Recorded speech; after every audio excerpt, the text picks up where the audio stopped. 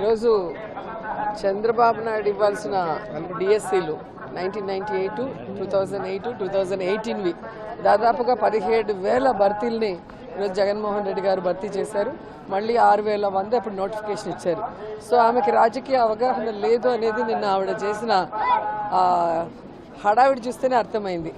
4.5 సంవత్సరాలు ఆంధ్రాలో లేకుండా తెలంగాణ బిడ్డని, తెలంగాణ ప్రజలకు అండగా ఉంటానని ఈరోజు జగనన్న మీద విషం చింతూ షర్మిల గారు చేసే ఈ ఆరాటాలు పోరాటాలన్నీ చూస్తే ప్రజలకు అర్థమైపోయింది.